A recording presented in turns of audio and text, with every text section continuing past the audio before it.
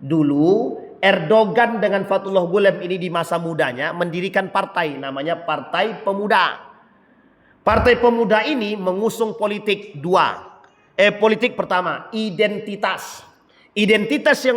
Politik identitas yang mereka gaungkan dua, agama, budaya. Agama dan budaya. Kita lihat sejak dari kapan Turki itu jadi sekuler? 1900. Setelah pokoknya Sultan Abdul Hamid tergulingkan, Sultan Abdul Hamid II tergulingkan, mulailah saat itu sistem sekuler masuk. Puji syukur kehadirat Allah dengan mengucapkan alhamdulillahirabbil alamin. Bersalawat kepada Nabi dengan mengucapkan Allahumma salli ala Muhammad wa ala ali Muhammad fil alamin innaka Hamidum Majid. Bapak Ibu sekalian yang berbahagia, di dalam surat An-Nahl Allah berfirman walladzina hajaru fillahi min ba'di ma zulimu. Di dalam hadis baginda Nabi Muhammad sallallahu alaihi wasallam, wal muhajiru man hajara ma nahallahu anhu. Shadaqallah. Bapak Ibu, bermunajat kita kepada Allah untuk kedua orang tua kita. Mudah-mudahan yang telah mendahului Allah tempatkan di tempat terbaik di sisinya. Allah terima amal ibadahnya. Allah kumpulkan kelak bersama orang yang saleh. Dan untuk orang tua kita yang masih hidup, sehat, kuat, husnul khatimah. Amin ya rabbal alamin. Baik Bapak Ibu sekalian yang berbahagia, sehat Bapak Ibu semuanya? Sudah kenyang? Biasanya kalau sudah kenyang terbitlah ngantuk biasanya. Kita sepakati Pak, saya memang kadang-kadang kalau ceramah biasanya lebih dari 1 jam. Saya tak mau, kalau bisa kita sepakati 1 jam atau 5 jam. Ibu belakang cepat, astagfirullah katanya. Pilih berapa jam Bapak Ibu? 15 menit, 20 menit, tinggal pilih saja. Ini kita sepakati nih, kalau tidak dikasih kode biasanya kebablasan nih Pak. Berapa? Sampai selesai. Kita selesai materi panjang Bu. 1 jam atau lebih kurang lah ya. Mudah-mudahan. Pokoknya gini, kalau sudah terasa capek kami dengarnya Ustaz, angkat tangan aja. Ustaz sudah cukup gitu. Tapi kayaknya agak-agak apa sedikit itu kan. Mau Pak tak mau kan. Baik Bapak Ibu sekalian yang berbahagia. Ada hal yang cukup unik memang di negara Republik Indonesia ini. Ada yang peringatannya hari jatuh 1 Muharramnya hari Selasa. Ada yang juga datangnya jatuhnya hari Rabu. Disinilah yang disebut dengan istimewa tadi. Jadi kadang-kadang kita perlu berlapang dada. Kita perlu menjadi orang yang bisa saling menghormati antara satu dengan yang lain. Yang bisa membuka diri tanpa ada unsur rasa sakit hati. Inilah yang disebut dengan hubbun lillah. Cinta karena Allah. Tidak ada istilah fanatisme. Tidak ada istilah fanatik terhadap satu kelompok. Sehingga mohon maaf, perbedaan itu menjadi satu hal yang sangat kita dambakan. Karena tak bisa dipisahkan. Perbedaan itu tidak akan pernah bisa dipisahkan dari kehidupan itu. Siapapun dan dimanapun. Saya ambil satu contoh. Saudi Arabia. Memang Saudi Arabia ini kan negara kerajaan. Negara yang dengan sistemnya monarki gitu. Tapi mohon maaf, di sana sistem, kalau kita lihat dulu ya, itu kulit putih berbeda itu Pak. Orang kulit putih lain, orang kulit hitam berbeda. Kalau bahasa lainnya rasis itu. Kalau bahasa kita ya rasis. Tapi hari ini tidak lagi begitu. Artinya perbedaan tidak bisa dipisahkan. Dulu di Saudi Arabia itu ada beberapa mazhab yang paling terkenal. Yang pertama Imam Abu Hanifah, termasuk yang paling lama. Yang kedua mazhab Imam Asy-Syafi'i. Yang ketiga hari ini mazhab Imam Ahmad ibn Hanbal, atau lebih tepatnya Hambali. Meskipun sebagian besar di antara para ulama-ulama Saudi mengatakan kami tidak bermadhab, tapi menghargai setiap pandangan mazhab. Nah inilah yang kita sebut tidak bisa kita terlepas dari perbedaan. Sehingga ada satu pernyataan al-ikhtilaf rahmah. Perbedaan itu adalah rahmat. Memang rahmat bagi siapa? Bagi mereka yang punya iman, yang mau menerima perbedaan antara satu dengan yang lain. Makanya masjid ini itu unik. Satu tempat yang paling unik, yang tidak bisa ada intervensi siapapun. Kenapa itu? Karena memang yang bisa intervensi di masjid ini cuma satu saja, Tuhan. Maka di masjid ini tidak bisa intervensi. Oh, ketua masjid softnya paling depan, tidak bisa. Itu namanya mau masuk surga duluan, tidak bisa juga. Anak bangsawan, raja misalkan, keturunan darah biru, Pokoknya soft kami paling depan. Karena aku yang bangun masjid, maka soft aku paling depan. Dia kalau dia mati, siapa yang nunggu? Atau kalau anaknya tak ada, kalau dia tak ada di masjid, baru boleh orang lain. Tidak bisa. Masjid ini bukan untuk siapa-siapa. Masjid ini untuk semua. Maka dalam masjid, itu salah satu corak yang paling bisa kita lihat. Apa itu? Persatuan tanpa ada perbedaan. Ras, Jawa, Minang, Batak, apa lagi? Ada dari Bugis, Melayu. Ada orang Bugis di sini. Ada orang Jawa, banyak. Ada orang Minang, apa tak lagi? Orang Melayu, entah. Tak ada atau tidak? Saya orang Melayu, Pak. Alhamdulillah ada. Ada om saya di sini, Om Nur. Itu ada om saya tuh. Masih sepupu bapak saya. Bapak Ibu sekalian yang berbahagia. Jadi di masjid tidak bisa. Di masjid ini tidak bisa kita melihat perbedaan. Semua sama. Ustaz, kalau ada jabatan tetap aja tidak bisa. Mau gubernur dia. Misalkan Gubernur Riau misalkan. Tinggal dekat sini misal saja. Osofnya pertama. Tidak bisa. Di belakangnya kepala dinas gitu. Tidak bisa. Di belakangnya lagi entah excellent berapa gitu. Tidak bisa. Masjid itu bukan punya mereka. Masjid ini punya Allah. Jadi semua kita bersatu dalam masjid. Makanya masjid itu tidak ada intervensi, tidak ada perbedaan apapun. Dan satu hal yang harus kita pahami bahwa ikhtilaf itu rahmah.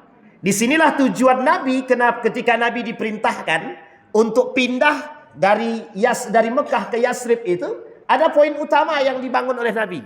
Ukhuwah Islamiyah. Membangun ukhuwah ini tak bisa sederhana. Nabi bangun dulu satu tempat yang bisa membangun untuk bersama. Apa nama tempat itu? Masjid. Jadi masjid ini sengaja dibangun oleh Nabi. Tujuannya cuma satu saja. Untuk menyatukan orang-orang Aus, Khazraj, Muhajirin, Ansar, Yahudi, Nasrani. Masjid. Yahudi, Nasrani yang beragama Islam. Oke, yang beragama Islam. Disatukanlah dalam masjid tadi. Maka ada dua masjid yang dibangun oleh Nabi di Madinah. Yang pertama Quba. Yang kedua Masjidin Nabawi. Masjid Nabawi. Itu poin pentingnya. Dari kedua masjid ini tujuannya sama. Al-ikhwah fiddin. Al-ikhwah fillah. Bagaimana caranya menjadi orang yang bisa bersaudara karena cinta. Bersaudara karena iman. Mencintai saudara karena siapa? Karena Allah. Makanya ada hadis yang mengatakan, man kana yu'minu billahi wal yaumil akhir. Salah. Apa hadisnya itu ya? Astaghfirullahaladzim. Hadisnya itu pokoknya lebih mencintai saudaranya sama seperti mencintai diri dia sendiri. Saya lupa hadisnya itu. Ini karena nggak tahu karena kebanyakan atau karena memang banyak dosa gitu ya. Jadi tidak bisa dikatakan seseorang itu la yu'minu ahadukum hatta yuhibba li akhihi ma yuhibbu li nafsihi. Tak bisa dikatakan seseorang itu beriman ketika dia mohon maaf mencaci, memaki saudara sendiri dan dia tak mencintai saudara. Contoh, Bapak Ibu rumahnya bersebelahan nih. Tapi mohon maaf Bapak Ibu memang tak suka nengok muka dia. Pokoknya Ustaz aku sampai kiamat tak mau tengok muka dia. Ini contoh orang yang tak beriman. Tapi aku dendamnya kusumat Ustaz. Itu bukan orang beriman. Karena orang beriman itu tidak la intiqama fi qalbihi. Tak ada dendam dalam diri dia. Tak boleh ada dendam. Tapi gimana Ustaz? Memang sudah terlanjur benci. Jangan banyak tanya. Pokoknya kalau orang suka benci saudara, sesama mukmin berarti dia tidak Kita sepakati dulu itu. Sepakat ya? Orang yang tidak mau mencintai saudara seiman, mereka tidak beriman. Betul apa tak betul kira-kira? Sekarang perhatikan. Di dalam surat Al-Hasyr, juz 28, Allah memuji kelompok Ansar yang menerima kedatangan Muhajirin. Sampai janji mereka apa? Surga. Diberikan surga. Ketika diberikan surga, dijanjikan surga, apa kata Nabi kepada kaum Muhajirin dan Ansar? Kata Nabi, yang bisa mencintai kaum Muhajirin, maka bagi kalian surga. Maka disebutkan dalam Al-Quran, dalam surat Al-Hasyr itu. Dan ada beberapa surat di dalam juz 28 tersebut. Apa maksudnya? Allah memuliakan. Bayangkan orang baru datang, Muhajirin baru datang. Tidak saling kenal antara satu dengan yang lain. Tapi mengapa orang-orang Ansar sangat mencintai mereka? Sampai orang Ansar bilang begini, hei kaum muhajirin, masuk ke rumah kami. Kalian tidur di kamar, kami tidur di luar. Bisa kita begitu? Bisa kita begitu? Ada tamu datang, kalian tidur di kamar kami tidur di luar gitu. Saya yakin tak bisa. Jangankan Bapak Ibu, saya pun ragu. Tapi karena mohon maaf Pak, ini permisalan dan contoh yang dikasih waktu itu. Bahkan ketika ada roti dalam rumah mereka, kaum-kaum Ansar mengatakan, kalian lebih penting daripada kami. Bayangkan Pak. Begitu cara Nabi menjaga kualitas persaudaraan mereka. Dari mana asalnya? Masjid. Apa kata Nabi? Barang siapa yang mencintai kaum muhajirin, sesungguhnya Allah menjamin bagi mereka surga. Sama Pak. Orang yang hari ini bisa mencintai saudara dia lebih daripada atau sama dengan cinta dia terhadap diri dia sendiri dan keluarga dia, maka Allah janjikan surga bagi mereka. Inilah inti yang disebut dengan ikhwah, persaudara. Sekarang Bapak Ibu kita kembalikan pada poinnya. Dalam istilah hijrah itu ada poin penting yang harus Bapak Ibu kita pelajari bersama. Saya hanya ingin mengangkat poin penting dalam persoalan hijrah ini. Ada yang disampaikan oleh Nabi yang ketika itu ditanya oleh Jabir. Apa kata Jabir kepada Rasulullah? Fima nubai'uka. Tentang apa kami harus berbaiat kepadamu wahai Rasulullah? Nabi menjawab. Kata Nabi yang pertama, kalian harus taat dan patuh pada perintahku, kata Nabi. Sampai di sini bisa dipahami? As-sam'u wat ta'ah fin nasyati wal kasal. Kalian harus taat dan mau mendengarkanku, kata Nabi, baik dalam keadaan rajin maupun dalam keadaan malas. Sekarang saya ambil poin penting ini, Pak. Kenapa orang-orang Madinah berbaiat kepada Rasulullah? Ada alasannya, ada. Mereka memandang Rasulullah ini sebagai orang yang sangat bijaksana. Dikenal kecerdasannya, tabligh, amanah, sidik, fatanah, terkenal kecerdasan Nabi. Seantera Hijaz itu tahu. Bahkan sampai Habasyah tahu. Orang-orang kenal siapa Nabi. Bahkan orang-orang Nasrani tahu kehebatan Nabi, kecerdasan Nabi. Sampai kata penduduk Madinah, Rasulullah ini cerdas, pinter, orangnya jujur, amanah. Sehingga datang Pak. Orang pertama datang, berbaiat, datang mereka. Dari Madinah mereka datang, dari Yasrib mereka datang ke Mekah. Apa tujuan mereka ke sana? Berbaiat kepada Nabi, masuk Islam. Tak banyak, waktu itu sekitar 5-7 orang. Kemudian lanjut, setelah mendengarkan beberapa berita tentang Nabi, datang 7 orang lagi. Bahkan ada yang 12. 12, 7 tambah 5, 12. 5 ini sudah masuk duluan, yang 7 datang belakangan. Maka dikenal dengan Bai'ah Aqabah yang pertama. Masuknya orang-orang Madinah ke dalam Islam. Ketika mereka masuk ke dalam Islam, mereka merasa ini orang tepat. Kemudian ada Bai'at Aqabah yang kubra, yang besar. 75 orang dari Yasrib datang ke Mekah, berbaiat di hadapan Nabi, masuk ke dalam Islam. Ketika itu mereka katakan, Fima nubai'uka. Kami pengen, wahai Muhammad, Rasulullah, kau datang ke Madinah, ke Yasrib. Karena di Yasrib ini lebih brutal daripada Mekah. Yasrib ini lebih terkebelakang daripada Mekah dan Taif. Yasrib ini lebih parah daripada Mekah dan Taif. Taif perkembangan ekonominya bagus. Perdagangan bagus. Mekah lumayan. Orangnya kaya. Nomor 1 terbaik itu Mekah. Nomor 2 baru Taif. Yang ketiga Madinah. Madinah tidak punya apa-apa. Yasrib tidak punya apa-apa. Yasrib tidak punya ekonomi.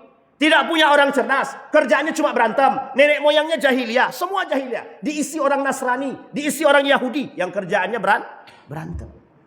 Maka perlu Bapak Ibu pahami. Mekah, Madinah atau Mekah, Yasrib dan Taif ini punya latar belakang jahiliyah yang harus kita pahami. Saya lihatin Bapak Ibu. Adakah latar belakang jahiliyah yang paling berbahaya di Mekah itu sebelum Islam datang? Keadaan agama ketika itu penyembah berhala, paganisme.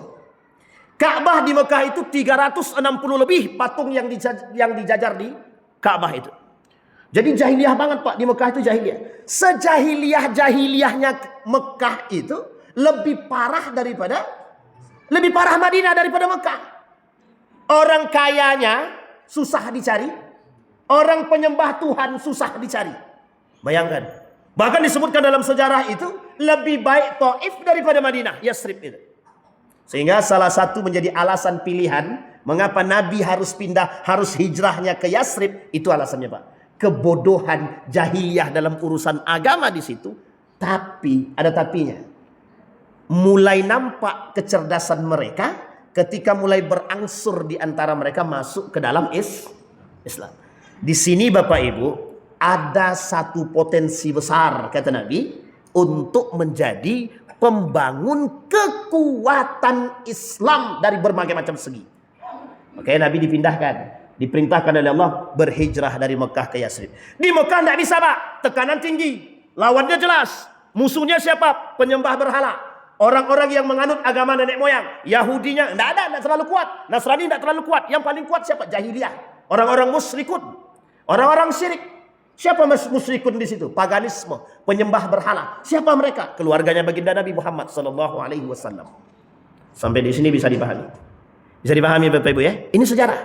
Jadi ada enggak orang-orang yang hari ini menyembah begitu, Pak Ustaz? Kalau menyembah patung tak ada. Tapi kalau menyembah manusia banyak. Banyak enggak orang yang hari ini menyembah kekuasaan? Banyak. Banyak menyembah jabatan? Apa tak lagi? Banyak menyembah kursi benda mati? Banyak. Gara-gara kursi panas itulah berkelahi itu. Bahkan keluarga tak nampak siapa dia. Kuburan ayahnya bisa dipindahkan. Hanya gara-gara adik-beradik kandung beda partai. Itu kuburan ayah kandungnya dipindahkan itu. Apa kata anak yang pertama itu? Karena kalian tidak sepaham dengan saya, maka kuburan ayah saya pindahkan. Gitu. Coba bayangkan tuh.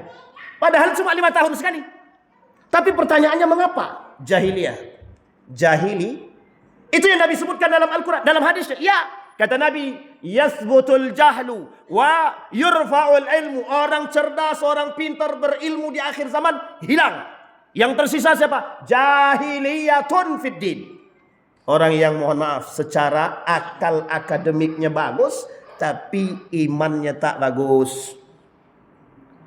Kita boleh tanya kepada bapak-bapak, ibu-ibu kita yang berangkat kemarin haji. Bisa dilihat bagaimana kondisi orang-orang yang berhaji ketika itu. Kalau mereka mau melihat, kalau mereka mau mengambil pelajaran penting dari perjalanan haji situ, cuma ada satu poin penting yang harus dipahami di antara sekian banyak itu. Pembeda antara yang hak dan yang batil. Kita ambil contoh. Ibrahim alaihissalam, Ismail dengan anaknya. Sebelum Ibrahim dan Ismail itu kondisi Mekah tidak ada, Pak. Tidak ada Mekahnya, Pak. Tidak ada. Karena tandus. Cuma ada batu saja yang kelak menjadi fondasi Ka'bah. Datang Ibrahim dan Ismail. Ada manusia di situ? Tidak ada manusia.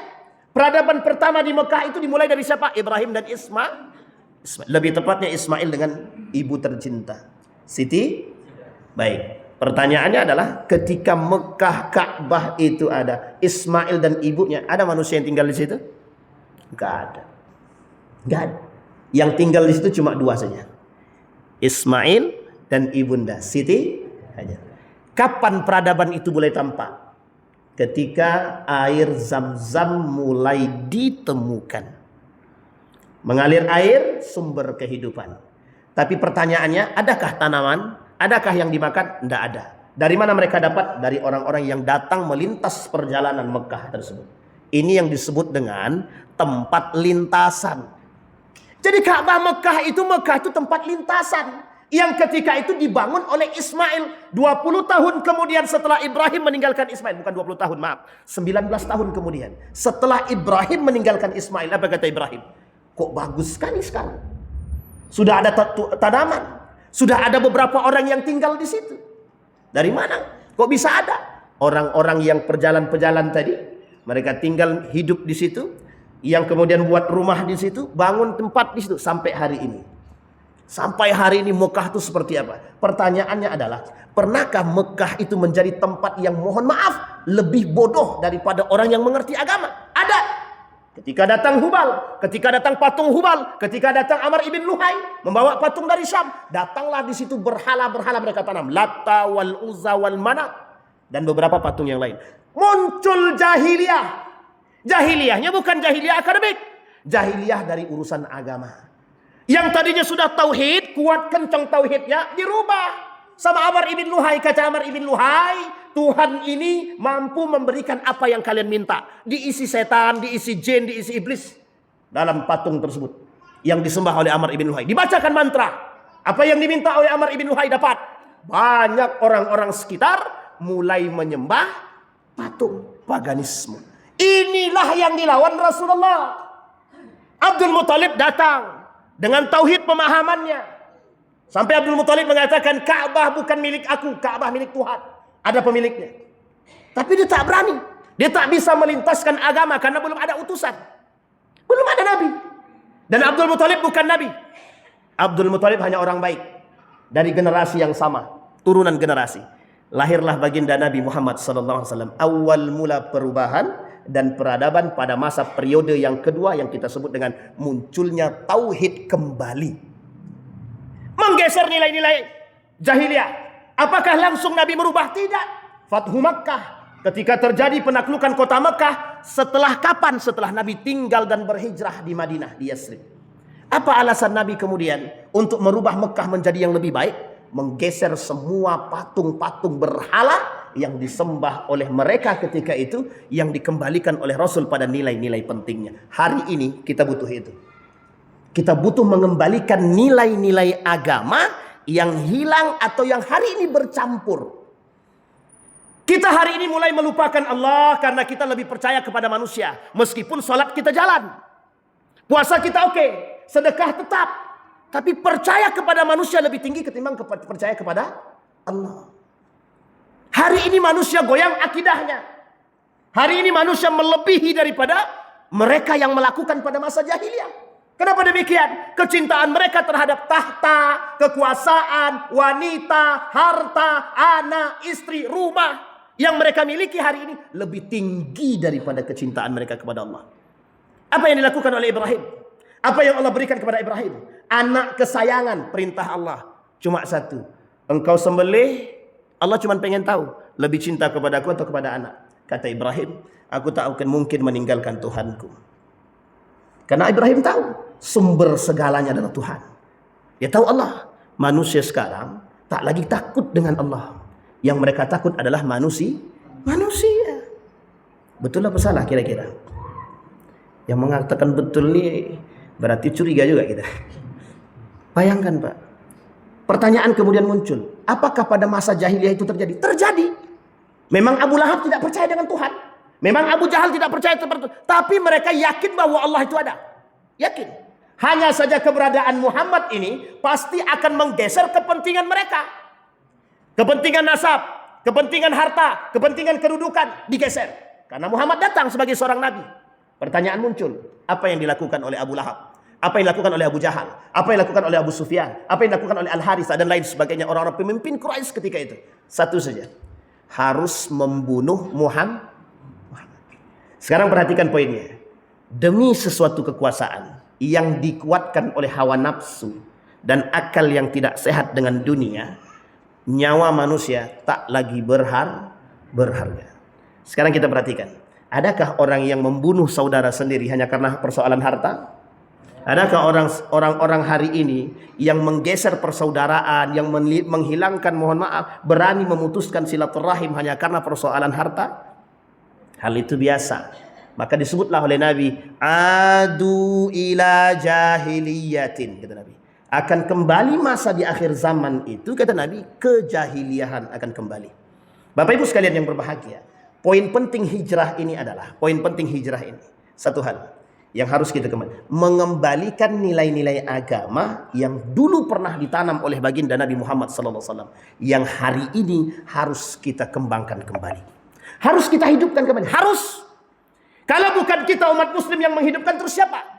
Siapa yang akan mengemban nilai-nilai agama? Orang hari ini lebih senang ketika datang tahun baru Masehi, berbondong-bondong datang melihat bom meletus, akal mulai tak sehat. Kenapa tak sehat? Cuma datang melihat bom meletus, bom. Habis bom meletus ngapain? Balik ke rumah masing-masing. Berapa jam kita menunggu? Kadang macet, cuma untuk menunggu bom meletus. Setelah bom meletus atau mercon meletus, kita balik ke rumah masing-masing. Jam 12, sholat subuh bablas. Itu masih mending. Kalau kita datang dengan suami istri yang sah. Kalau mereka datang dengan pacar yang haram, Kalau mereka datang dengan kemaksiatan, perzinahan, perbuatan yang tak bermanfaat sama sekali. Ustadz ini mengkritik siapa nih? Semuanya. Yang ikut acara nonton-nonton bom meletus tadi. Yang tak ada faedah sama sekali. Tak ada faedah. Sekarang perhatikan, satu hal yang poin penting bagi kita malam hari ini, Pak. Coba perhatikan. Di mana anak muda kita malam hari ini? Peringatan tahun baru Islam. Di mana anak muda kita, Bapak Ibu? Ada nggak di antara Bapak Ibu yang tadi di rumah, kalau kau tak datang pengajian tahun baru Islam ini atau tak salat ke masjid, tak usah kau masuk ke rumah lagi? Ada nggak yang tadi begitu sama anak-anaknya? Gak ada. Bisa dipahami Bapak Ibu ya? Artinya Bapak Ibu, begitu cara jahiliyah itu kembali tanpa kita sadari, seolah-olah hal begini biasa, karena sudah lama kita dijajah oleh mereka 101 tahun lebih. 100 tahun lebih. Dari kapan itu? Semenjak runtuhnya Turki Utsmani. Runtuh Turki Utsmani, Islam dijajah. Lahir kelompok yang disebut dengan Islamophobia. Mereka datang dengan gaya berpikir yang sekuler. Ada apa-apa, kalian jalan-jalan dengan pasangan kalian, biasa itu. Bahkan orang tua hari ini membolehkan, nak kau tak keluar, tak datang pacar kau jemput. Itu sebenarnya indikasi jahiliyah. Orang tua yang mengerti agama kok memberikan peluang kepada anaknya pacaran, jahiliyah namanya. Kenapa memberikan peluang kepada anak berbuat dosa? Jangan tersinggung Bapak Ibu, itu kunci kita awal. Jangan tersinggung. Kalau kita tersinggung berarti mohon maaf. Kita perlu Pak mengembalikan nilai-nilai ini Pak. Jangan kita menormalkan maksiat yang dilakukan oleh mereka. Bapak Ibu sekalian yang berbahagia, mohon maaf, perempuan itu sangat mulia, sangat mulia. Bayangkan sebelum Islam datang, perempuan itu seperti sendal saja. Kapan mau dipakai silakan, tidak dipakai buang. Itu pernyataan orang jahiliyah Pak. Perempuan itu tidak ada harganya Bu, tidak ada harganya zaman dulu. Islam datang memuliakan perempuan. Bahkan seorang tuan saja boleh melakukan apapun kepada budak perempuannya bebas. Mau dia jual, mau dia perkosa, mau dia nikmati, anaknya diambil, kemudian dia dibuang, boleh silakan. Tak ada harga sama sekali. Setiap ada acara pesta, suruh perempuan-perempuan buka baju, nari. Adakan musik, suruh perempuan telanjang. Telanjang dalam arti kata, mereka tidak berpakaian. Berpakaian yang mohon maaf, terbuka. Tujuannya apa? Pelampiasan. Sekarang, Islam datang. Nabi datang.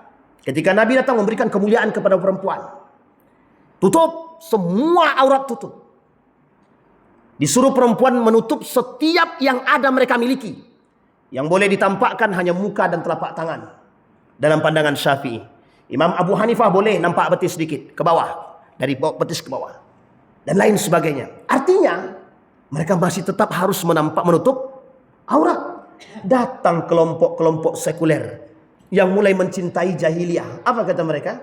Orang-orang munafik itu. Yang penting kan menutup aurat. Mau sempit atau tak sempit, yang penting menutup. Lahirlah generasi-generasi pencinta legging. Itu masih mending. Tapi lahir generasi-generasi yang mohon maaf, mereka yang kembali mengembalikan jahiliyah, membuka pakaian mereka yang tadinya sudah terhormat. Kembali Pak ke jahiliyah. Uniknya lagi ayahnya menyetujui. Uniknya lagi ibu bapaknya terbiasa dengan apa yang dilakukan oleh anaknya. Ketika ibu bapaknya mengatakan, nak tutup auratmu Bu, Pak, ini model. Apakah model harus bertentangan dengan agama? Mana yang harus kita pilih ketika model bertentangan dengan agama? Kita harus tetap kembali mempertahankan agama. Jangan takut dengan anak. Orang tua yang takut dengan anak rusak. Bisa dipahami sampai di sini Bapak Ibu? Kira-kira aman atau tak aman nih? Masih aman ya Bapak Ibu ya? Nah, mulai besok bawa anak, jangan takut lagi. Kalau kau tak mau ngaji, tak mau salat, tak usah tinggal di rumah nih. Bisa dengan cara begitu atau lebih bisa dengan cara yang lebih lembut. Nah, salatlah. Yuk sama-sama kita salat. Bapaknya rajin salat, anaknya belum. Jangan pernah Pak. Jangan pernah berhenti mendoakan. Rabbi ja'alni muqima salati wa min dzurriyyati rabbana wa taqabbal du'a. Bacakan nubun-nubunnya setiap sebelum tidur. Buah gitu. Tapi jangan pakai apa-apa, Bu. Sembuh-sembuh biasa aja gitu. Nanti kalau pakai air terbangun dia apa makna mantra-mantra apa lagi dibaca gitu kan. Penting. Salawatin, tiupkan, bacakan 3 kul setiap malam. Jangan pernah di akhir zaman nih kita lebih ekstrim. Kita harus lebih stressing, lebih kuat. Harus lebih kuat penekanan kita. Jangan, kalau orang sekarang bilang jangan berlebihan mengekang anak. Mohon maaf, saya tak sepakat dengan hal demikian. Sangat tidak sepakat sekali. Bapak ibu boleh kuat keras-kerasan dengan dalam urusan agama. Lepas dari itu terserah. Tapi dalam urusan agama tidak ada istilah berlapang-lapangan dalam urusan agama. Mohon maaf. Kenapa masjid kita sunyi sekarang dari anak muda? Karena orang tuanya cuma katakan kepada anak, yang penting kau sholat. Tidak penting sholat di masjid atau dimanapun. Yang penting kau sholat. Jadi mau sholat di kafe, pom bensin, tengah jalan atau di mana silahkan. Yang penting kau sholat. Anaknya main tap, apa namanya itu? Ini bukan domino namanya. Biliar. Yang penting kan aku sholat, mak. Meskipun aku main biliar, yang penting aku sholat. Bayangkan. Tidak masalah anakku main judi online, yang penting dia sholat. Sekarang betul apa salah kira-kira begitu? Dampak dari perkataan yang sederhana tadi, nak, kemanapun dan apapun yang kau buat, yang penting kau jangan lupa sholat. Betul pak? Anaknya tidak lupa sholat, alhamdulillah. Cuma tidak sholat di masjid. Tidak sholat di masjid. Saya cuma berpikir saja. Pernah saya berpikir pak, sempatlah yang tua-tua ini dimatikan serentak begitu. Hilang pak masjid nih. Tak ada isinya. Tukang azannya umur 80, imamnya umur 60, mati serentak semua. Habis. Yang tua-tua, tidak ada yang muda. Pertanyaan muncul, ini tugas siapa? Oh itu tugas ustadz. Oh salah. Ini tugas kampus. Salah. Ini tugas kita semua. Termasuk yang paling penting orang tua. Mengapa kok kita sedih hari ini? Perlu kita sedih sangat pak. Kita tak pernah jarang melihat anak muda duduk bertahan di sini. Mengapa dengan game judi online, game online mereka bertahan berjam-jam. Sementara dengan mohon maaf mendengarkan begini, tak bertahan mereka. Jangankan setengah jam, 5 menit pantatnya terasa kayak duri. Kenapa demikian? Apa masalah kita sekarang? Masalahnya sederhana saja. Kita di rumah tak pernah mengajarkan kepada anak bagaimana berdiam diri dengan agama. Selesai sholat mau caw-cawlah. Mau pergilah. Itu tak pernah. Mohon maaf Bapak Ibu. Ada satu kebiasaan yang hilang daripada baginda Nabi pernah lakukan. Nabi Bapak Ibu, kalau Nabi sholat di rumah, pernah Nabi sholat di rumah? Pernah. Jangan katakan tak pernah. Karena Nabi mohon maaf sholatnya di mana? Di rumahnya di mana? Di samping masjid. Bisa dipahami ya? Jadi kalau Nabi sholat, sebenarnya Nabi sholat di masjid. Kenapa begitu? Karena rumahnya di samping masjid. Nabi pernah mengatakan kepada anak-anaknya, duduk dengan anak-anak sambil Nabi berbicara mau'izah tentang agama. Anak-anak mendengar.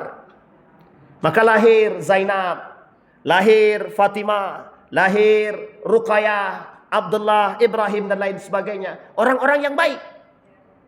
Meskipun yang bertahan hidup sampai memiliki keturunan adalah Fatimah. Yang lain tidak ada. Anak-anak Nabi ada berapa Bapak Ibu? Anak-anak Nabi ada berapa Bapak Ibu? Biar kita tanya sama yang ibu-ibu dulu. Berapa Bu anak-anak Nabi? 6 apa 10? Bapak-bapak anak-anak Nabi ada berapa Pak? Ini bukan kuis Ustaz memang. Cuma tanya aja. Kalau kita memang punya perhatian.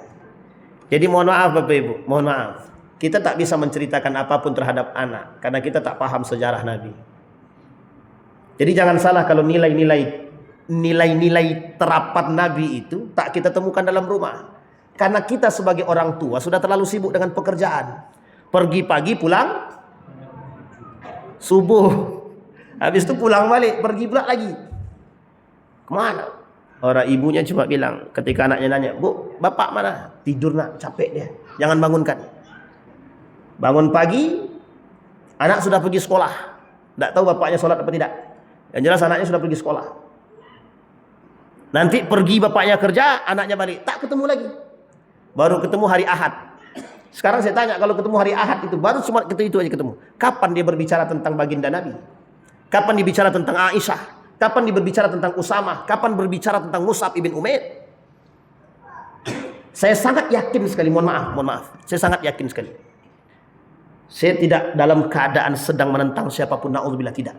Saya cuma mengatakan kepada kita semua, adakah di antara kita yang hafal 10 sahabat Nabi dan 10 sahabiat Nabi yang hafal? 10 sahabat Nabi laki-laki, 10 sahabat Nabi perempuan. Yang hafal kita kasih hadiah. Boleh pulang duluan. Tidak ada, Pak. Tidak ada. Kenapa kita tak, mohon maaf. Kita tak pernah bercerita tentang sahabat. Jangankan sahabat. Bahkan seorang ayah saja tidak pernah bercerita tentang kebiasaan Nabi di rumah. Nah, kalau kau masuk kamar mandi kaki kanan, begitu loh Nabi dulu. Kalau dari kecil kita tanamkan itu, Pak, sampai besar tidak hilang. Karena dari kecil, Pak, kalaupun hilang dia akan kembali. Begitulah daya ingat anak pada masa kecil dahulu. Maka Nabi katakan, umur 7 tahun, perintahkan anakmu sholat. Umur 10 tahun kalau dia tak sholat, pukul. Sekarang kita tak berani, Pak. Tak berani. Nak, sholat nak, kata bapaknya. Kemudian anak tadi, ntar lupa, masih ngantuk. Nak, sholat.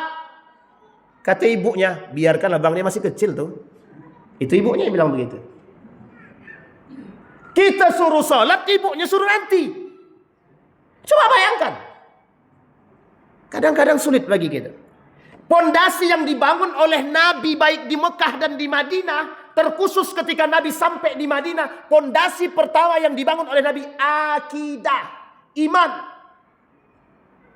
Biar nilai-nilai iman ini tidak ada, Pak, tidak hilang. Sahabat-sahabat Nabi itu 40 tahun ke bawah, mayoritas anak muda, Pak. Bukan yang tua-tua. Apa alasannya? Yang kuat-kuat, Pak. Ja'far bin Abi Thalib umurnya berapa? 35 tahun. Ali bin Abi Thalib umurnya 30 tahun. Bayangkan. Siapa lagi? Usamah bin Zaid masih kecil. 19 tahun. Bayangkan sahabat-sahabat Nabi.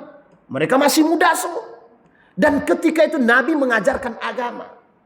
Maka Nabi menyebarkan ketika sampai di Madinah, harapan penduduk Madinah Nabi bisa menyatukan dan mempertahankan, mengokohkan. Apa yang pertama kali dikokohkan oleh Nabi ketika Nabi sampai di Madinah? Yang dikokohkan oleh Nabi iman.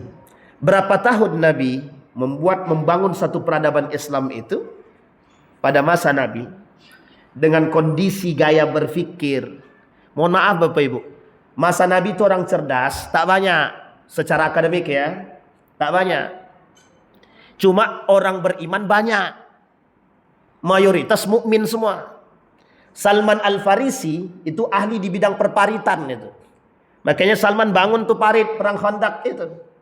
Nabi sangat kagum dengan Salman Al-Farisi. Ada Usamah ibn Zaid, ahli perang. Ada kemudian Khalid bin Walid, ahli perang, strategi perang. Ada Ali bin Abi Thalib, punya pedang dikenal dengan Saifullah, pedangnya Allah. Ada Umar bin Khattab, ahli gulat. Kata Umar bin Khattab, kalau cuma berlima kalian, itu tidak ada. Tapi kalau banyak kalian baru bisa lawan. Gitu. Umar bin Khattab. Ada orang yang ahli cerdas di bidang ilmu. Zaid bin Thabit, Ali bin Abi Thalib, Abu Bakr Siddiq dengan tasawuf keilmuannya. Pak, secara akademik tak banyak yang cerdas. Jangan Bapak Ibu kira semua sahabat Nabi itu hafal Quran. Tidak. Tidak semua sahabat Nabi hafal Quran. Tapi semua sahabat Nabi punya iman. Sekarang kita lihat, berapa banyak orang bergelar profesor hari ini. Karena kebanyakan gelar profesor dan banyak yang mengaku beriman. Ingat kalimat mengaku. Apa yang lahir sekarang? Apa yang terjadi? Banyak manusia munafik hari ini. Banyak manusia pengkhianat kepada Allah dan Rasulullah. Sehingga mohon maaf Pak, Nabi dengan orang yang terbatas secara keilmuan akademiknya mampu membangun peradaban. Nabi punya taktik dan strategi yang bagus. Harusnya Bapak Ibu, kita juga punya strategi. Harusnya. Setidaknya kita mulai dari rumah tangga kita. Kalaupun kita tak bisa membangun satu kampung nih, rumah tangga kita yang kita pentingkan. Qu anfusakum wa ahlikum Baiat yang kedua. Apa kata Jabir? Yang kedua apa? Kata Nabi yang kedua melakukan amar ma'ruf nahi mungkar. Kalian harus berbaiat kepadaku kata Nabi untuk melakukan amar ma'ruf nahi mungkar.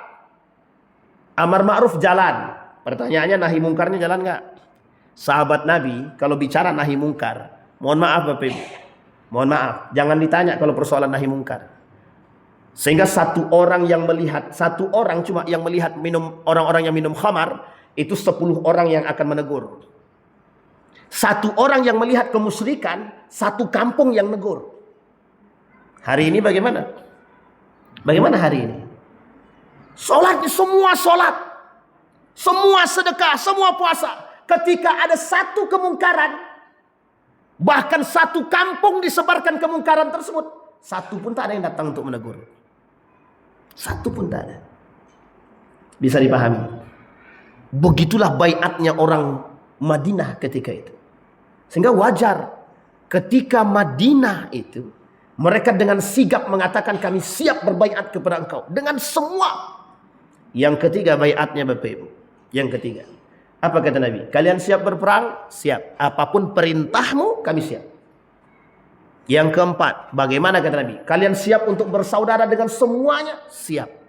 Dibangun satu kesepakatan bersama yang ditulis oleh Nabi dan ditulis oleh sekian banyak para ulama kemudian hari, namanya piagam. Bapak Ibu tahu piagam Madinah?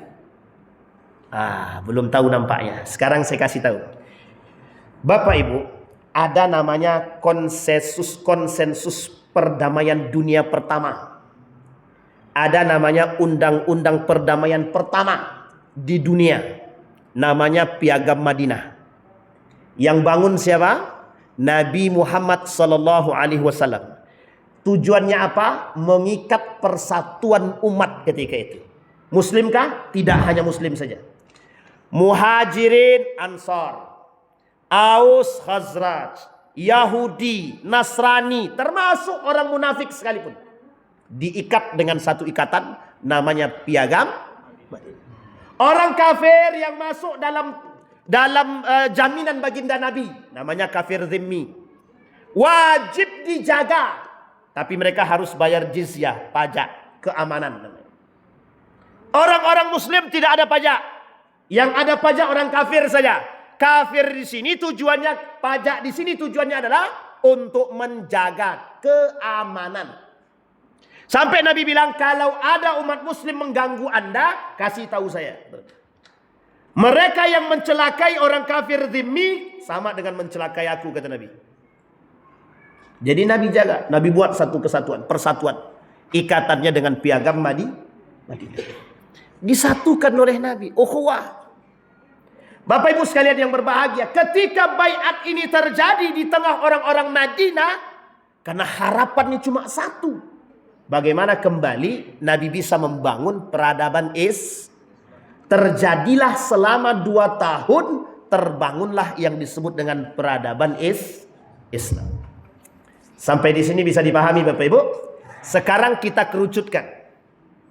Peradaban Islam yang besar kita kerucutkan. Kata Nabi dalam riwayat yang lain, dalam hadis yang lain kata Nabi, akan masuk karakter-karakter jahiliyah dan bid'ah itu ke rumah setiap rumah-rumahnya orang Arab. Jadi fitnah-fitnah itu kata Nabi akan masuk ke rumah orang-orang Arab. Saya tak berbicara dalam konteks ini Saudi Arabia, baik itu Qatar, Oman dan lain sebagainya. Tapi garis besarnya adalah Arab. Cuma hari ini kita bisa mengambil pelajaran. Bukan hanya sekedar Arab saja. Fitnah itu akan masuk ke semua rumah. Termasuk rumah-rumah kita semua. Apa fitnah yang masuk ke rumah kita sekarang? Banyak sekali Pak. Fitnah HP.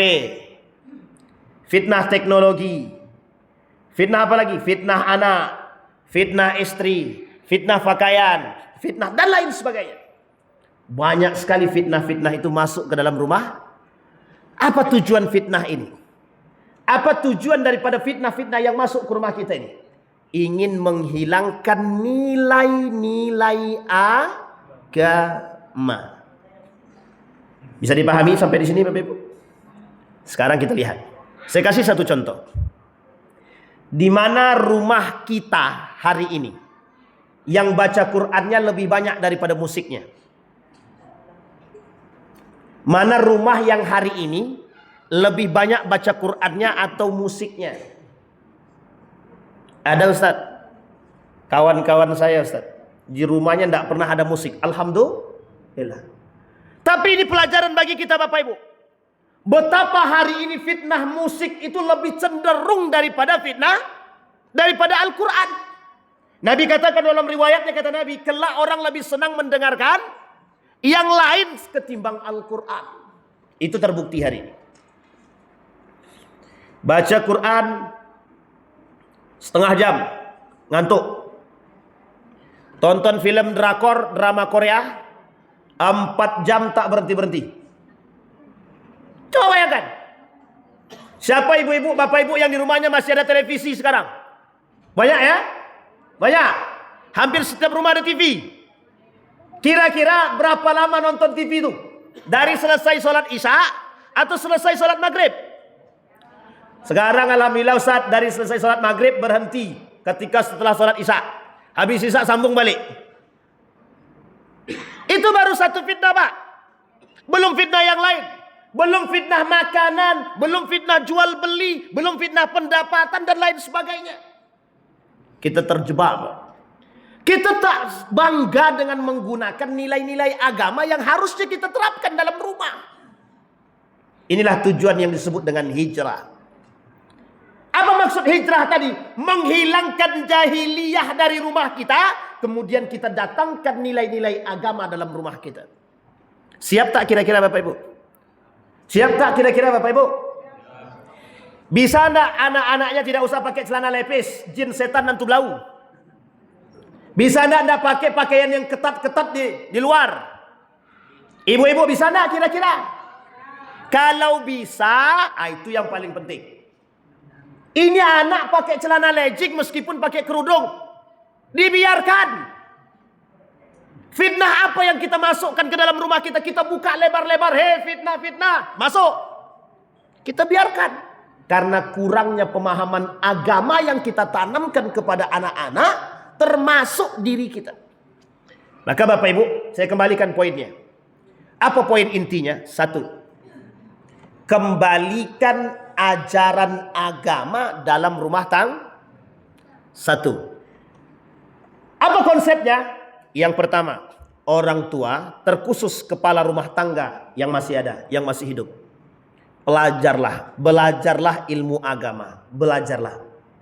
Kasih waktu meskipun sekali dalam sepekan. Kumpulkan anak istri, duduk, ceritalah tentang agama. Saya tanya Bapak Ibu, siapa yang sudah melakukan? Ada yang sudah melakukan Bapak Ibu? Kalau belum ada, yuk kita mulai sama-sama. Kita mulai sama-sama duduk bersama dengan anak. Bapak Ibu, saya cuma ingin katakan kepada kita, jangan sampai momen-momen terpenting seperti ini kita kehilangan generasi. Kita kehilangan masa, kita kehilangan kesempatan. Bapak Ibu, terkhusus buat ayah-ayah, coba sesekali duduk bersama anak, dengarkan baca Quran anak. Sudah betulkah bacaannya atau belum? Jangan cuma bisa bangga dengan anak penghafal Quran. Aku bangga kau hafal Quran nak. Tapi tak pernah mendengarkan anak membaca Al-Quran.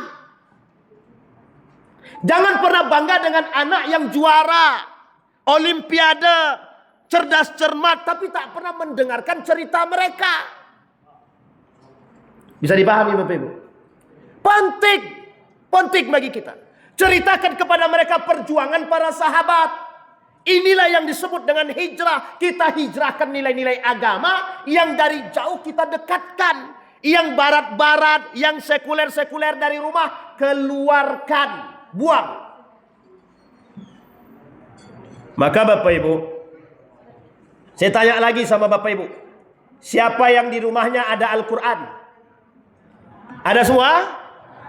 Yang kedua, siapa yang di rumahnya ada Al-Quran terjemah? Siapa yang ketiga? Siapa yang di rumahnya ada tafsir Al-Quran?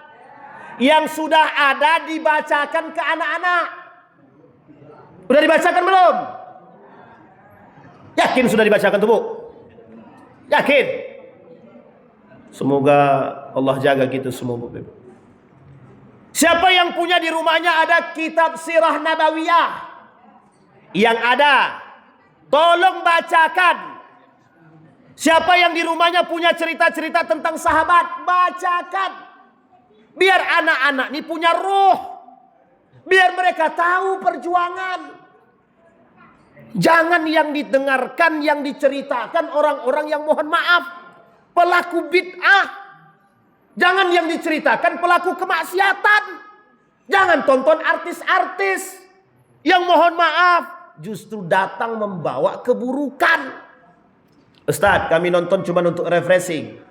Kalau lebih banyak urusan nonton daripada agama, berarti salah.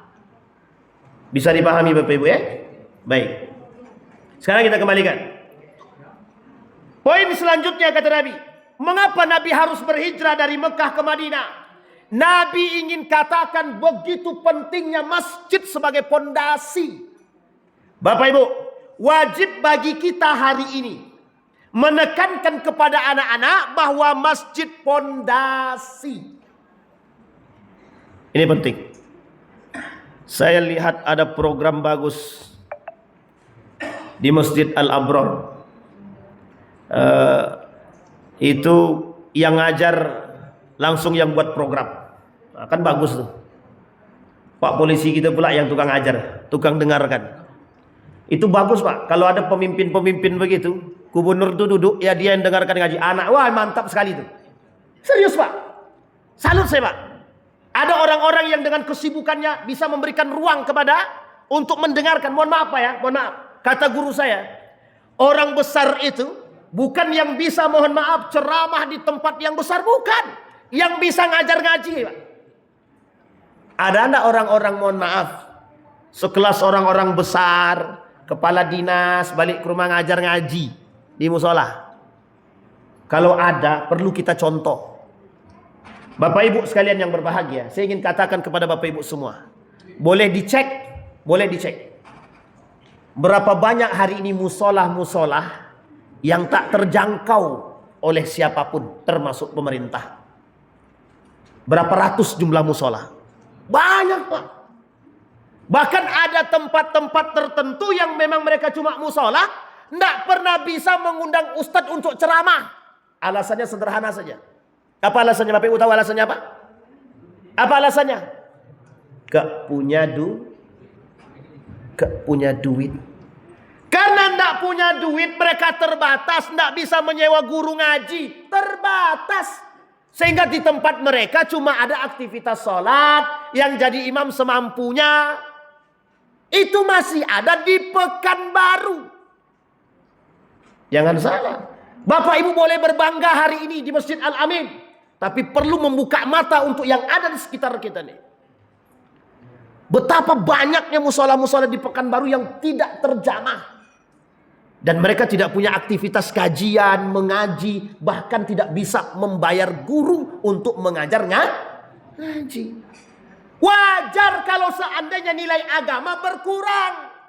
Wajar kalau nilai agama tidak tertanamkan. Tidak ada yang datang mengajar. Sampai di sini bisa dipahami. Dari kasus ini kita belajar. Kalau memang kita tidak mampu, maka ada satu hal yang harus kita lakukan. Apa itu? Kita yang belah. Poin keduanya Bapak Ibu. Yang dikatakan oleh Nabi dalam poin yang kedua, Bapak Ibu wajib jadi orang cerdas. Wajib.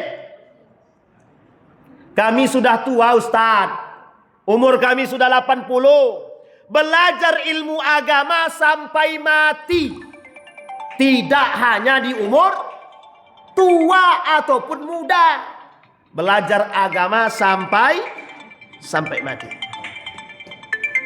Bisa dipahami Bapak Ibu? Jadi jangan pernah malu belajar agama. Malulah kita kalau mati dalam kebodohan. Malulah kita mati dalam keadaan tidak berilmu dan tidak beragama. Nabi tanamkan itu kepada para sahabat. Hampir setiap sahabat kalau ditanya tentang keilmuan agama, semua mengerti. Bapak Ibu, saya sampaikan, apa hukumnya belajar ilmu agama? Wajib bagi setiap orang di antara kita. Hukum belajar agama wajib. Hukum belajar kedokteran, hukum belajar teknik, ekonomi, akuntansi, hukumnya sunnah muakkadah saja. Tapi hukum belajar agama setiap orang di antara kita wajib. Karena bekal kematian. Jangan salah Pak. Saya sudah mengalami kondisi yang lebih buruk yang pernah saya temukan di Pekanbaru Pak. Ada mahasiswa berusia muda, tidak hafal Al-Fatihah dan tidak bisa membaca Al-Fatihah. Mahasiswa berumur 15 tahun ke atas tidak hafal Al-Fatihah. Itu sakitnya di sini Pak. Kemana orang tuanya? Apa yang ditanamkan oleh orang tuanya kepada anaknya? Jangan kita bermimpi generasi emas kalau Al-Fatihah saja tak hafal. Bapak Ibu tidak pernah merasa kecewa ketika anak Bapak Ibu tidak sholat? Kecewa Bapak Ibu? Bapak Ibu tidak pernah merasa kecewa ketika anak Bapak Ibu tidak sholat di masjid? Kalau kecewa, apa yang harus kita lakukan? Baik, Ustadz, anak kami sudah besar. Dia sudah menikah dan lepas tanggung jawab kami dalam urusan segala hal. Bapak Ibu, ini pemahaman sekuler. Yang harus Bapak Ibu pahami, tanggung jawab agama sampai mati bagi Bapak Ibu terhadap anaknya. Tanggung jawab agama sampai mati. Bisa dipahami Bapak Ibu? Besok anak kita bersaksi di hadapan Tuhan. Bapakku tak pernah ajak aku ke masjid. Bapak aku bahkan mohon maaf, bagaimana bapak aku mau ngajak ke masjid? Orang bapak aku tak pernah ke masjid, kata dia. Coba bayangkan, itu persaksian nyata. Bagaimana kami mau bisa baca Quran ya Allah? Bapak ibu kami tak bisa baca Quran, kata dia. Jadi kadang-kadang mohon maaf Bapak Ibu, kita nih lebih malu anak kita tidak bisa berbahasa Inggris, tidak bisa matematika daripada anak kita tidak bisa baca tak bisa baca Quran. Pertanyaannya, buat apa kita hijrah? Buat apa kita peringatkan tahun baru Islam? Karena kita lebih bangga dengan Barat ketimbang Islam itu sendiri. Ustadz ini pengkritik Barat ya? Memang. Boleh Bapak Ibu cek, itulah kerjaan saya memang. Bagaimana caranya biar orang-orang Barat itu paham bahwa mereka telah merusak pola pikir umat manusia, terkhusus orang Muslim hari ini. Lahir generasi munafik, hasil didikan sekuler yang memisahkan agama dari diri kita hari ini, Pak. Bangga kita dengan yang barat-barat itu daripada yang Islam. Apa buktinya? Banyak. Lebih banyak orang berpakaian sempit daripada berpakaian tertutup. Alasannya apa? Yang penting menutup. Tapi dia tidak tahu bahwa hadis yang lain ada. Menutup aurat tapi telanjang sama saja. Pakai kerudung ikat ke leher dan mau mati dia. Ininya nampak pakai kerudung. Diingatkan, kan sudah pakai kerudung. Coba bayangkan. Berjoget di depan suami orang, bangga. Mohon maaf Pak, mohon maaf. Itu yang disebut dengan jahiliyah itu. Wah ini Ustadz ini agak radikal nih. Bukan Bu. Kita cuma pengen nilai-nilai itu kembali. Sadar dirilah, malulah. Kapan lagi kita bangga dengan agama kita? Kapan? Kapan kita bangga dengan Al-Quran? Kapan kita bangga dengan ibadah kita? Kapan kita bangga dengan identitas kita, Pak? Bapak Ibu, saya ceritakan satu cerita. Pada masa Fathullah Ghulam. Tahu Bapak Ibu Fathullah Ghulam? Ada yang tahu Fathullah Ghulam itu? Kalau tak tahu saya kasih tahu. Fathullah Ghulam itu Bapak Ibu berkawan baik dia dengan siapa? Recep Tayyip Erdogan. Siapa Recep Tayyip Erdogan itu? Presiden Turki ini, si Erdogan ini, itu kan presiden setelah Fathullah Ghulam. Dulu Erdogan dengan Fathullah Ghulam ini di masa mudanya mendirikan partai, namanya Partai Pemuda. Partai Pemuda ini mengusung politik politik pertama, identitas. Politik identitas yang mereka gaungkan dua, agama, budaya. Agama dan budaya. Kita lihat sejak dari kapan Turki itu jadi sekuler. 1900. Setelah pokoknya Sultan Abdul Hamid tergulingkan, Sultan Abdul Hamid II tergulingkan, mulailah saat itu sistem sekuler masuk. Naiklah Kemal Ataturk. Setelah Kemal Ataturk naik, makin sekuler. Agama diasingkan, azan tak boleh pakai bahasa Arab, ngaji harus di rumah masing-masing dan tersembunyi, mic tak boleh keluar, kalau mau sholat nggak usah pakai mic. Coba bayangkan, nggak ada istilah ngaji-ngaji kayak gini, nggak boleh, tertutup, eksklusif, persis seperti tinggal di Eropa. Nggak boleh belajar agama, tidak boleh. Madrasah-madrasah yang mengajarkan bahasa Arab tutup. Kalau mau tetap belajar eksklusif, belajar ajarkan materi-materi sekuler. Setiap materi-materi sekuler dari luar harus masuk. Termasuklah salah satunya bahasa Inggris. Budaya-budaya barat harus masuk. Apa salah satu budaya barat yang harus masuk? Pakaian. Nggak boleh lagi pakaian jilbab. Orang-orang yang mau pakai jilbab mau masuk ke pemerintahan harus buka jil. Indonesia mau dibuat seperti itu. Masih kita bangga? Masih kita mau bangga? Mau dibuat seperti itu. Masih ingat kan kasus BPIP? Pimpinan ketua BPIP yang dia katakan, kalau mau jadi paskibraka tidak usah pakai. Itu kasus nyata. Pergeseran nilai agama. Itu tujuan mereka. Menggeser. Habis. Kita belajar dari Turki betapa hausnya mereka dengan identitas agama dan budaya mereka. Karena sebelum sekuler itu datang, mereka merasakan budaya mereka dan agama. Setiap sendi ruangan ada ngajinya. Bapak Ibu, saya ambil contoh. Waktu saya masih kecil, di desa-desa itu, kita sering dengar anak-anak mengaji. Keluar dari rumah kemana? Pergi mengaji ke rumah guru. Ada yang ke masjid, ada yang musola. Anak-anak bawa Quran, mau tangan kiri, tangan kanan, begini model bawanya. Itu kami masih merasakan. Senang melihatnya, Pak. Hari ini hilang seolah-olah tidak ada. Dan kita biasa saja, tidak pernah takut dengan hal tersebut. Justru yang begini-begini yang merusak kita. Ketika tradisi ini hilang, disitulah masuknya, Pak. Makanya Bapak Ibu, mengapa anak hari ini tidak suka baca Quran? Karena ada yang lebih dia cintai. Apa yang dia cintai, Bapak Ibu? Itu dia. Jawaban anaknya sederhana. Nak, jangan main HP. Apa jawaban anaknya? Allah, Bapak Ibu aja main. Bapak Ibu ada yang main begitu? Ada yang anaknya pernah mengatakan, bagaimana kami mau meninggalkan HP sementara Bapak Ibu juga main HP? Bapak Ibu saya kasih tahu. Anak saya umurnya 4 tahun. Umur 4 tahun. Saya pernah katakan satu. Nak, jangan main HP. Dilalah waktu itu, saya sedang menjawab WA orang. Saya sedang menjawab WA orang. Apa kata anak saya? Biar aja main HP. Kenapa biar larang kami? Itu anak umur 4 tahun. Padahal itu sedang, dia kan tak mau tahu. Dia tak mau tahu kita sedang banyak balas WA ke atau apa ke. Ketika kita melarang main HP, dia taunya adalah tidak pegang HP. Bisa dipahami Bapak Ibu? Jadi hari ini Bapak Ibu untuk anak sekarang tidak bisa kasih contoh kalau kita tidak melakukan. Turki, orang-orang Turki haus dia dengan identitas mereka. Dibangunlah oleh Fethullah Gulen dengan Erdogan. Satu partai pemuda dengan politiknya identitas. Apa yang terjadi?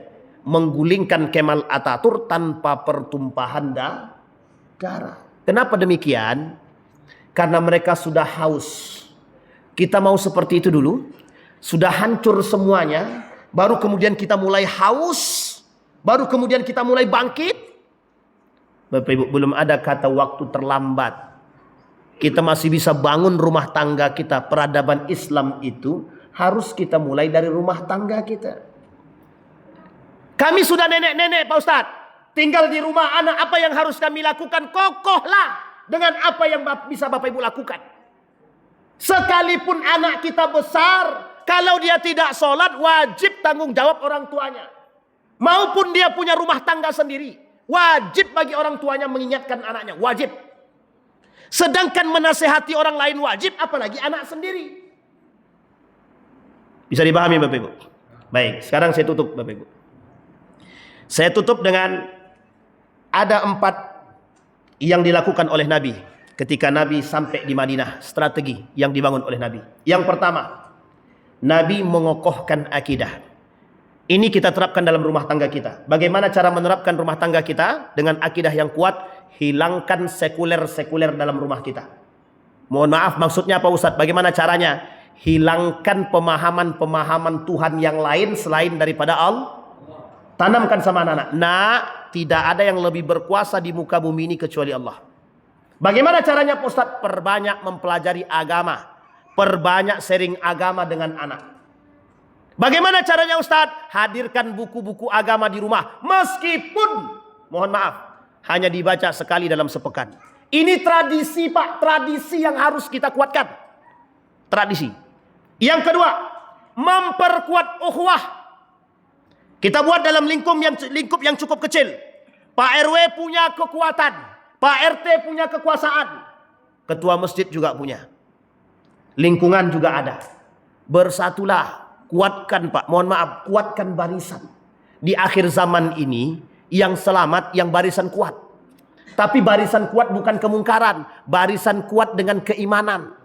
Kalau tidak kuat barisan kita, Pak RT tak kuat, Pak RW tak kuat, ketua masjid tak kuat, mohon maaf, lingkungan kita isinya maksiat.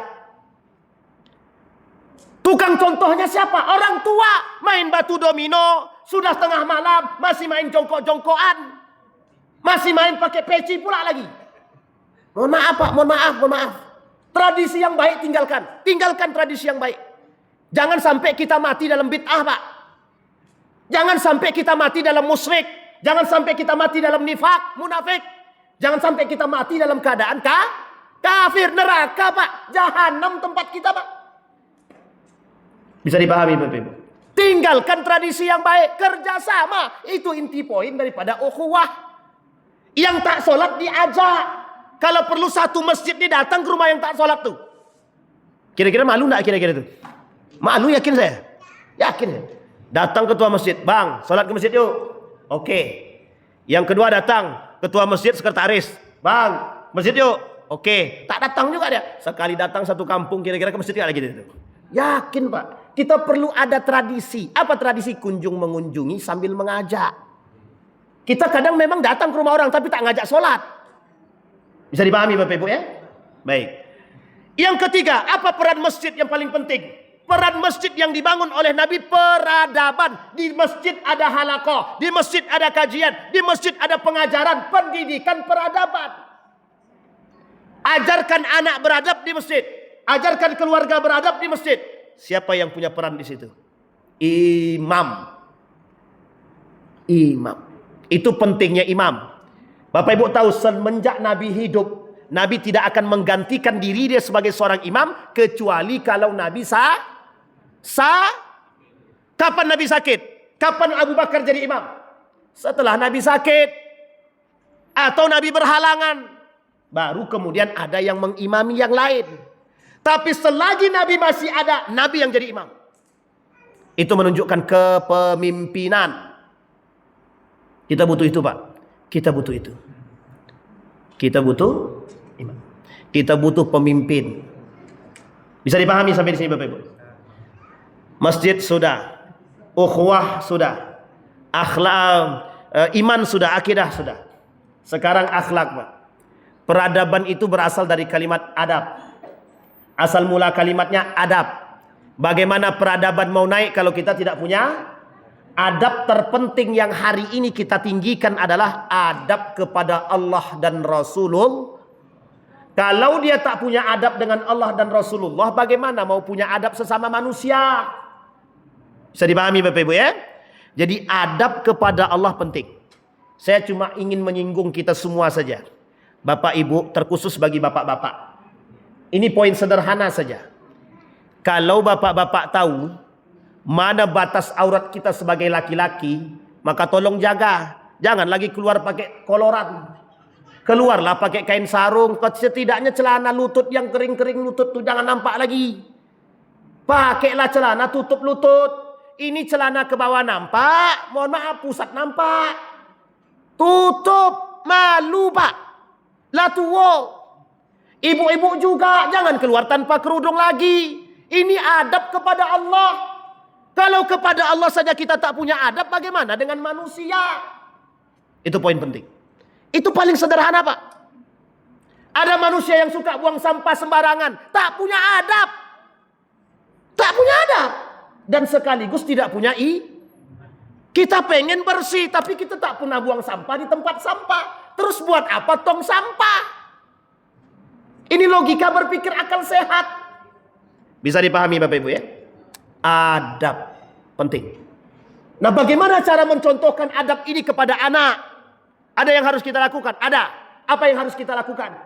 Berbuat dulu baru anak mencontoh. Kalau tidak mau, anak berkata-kata.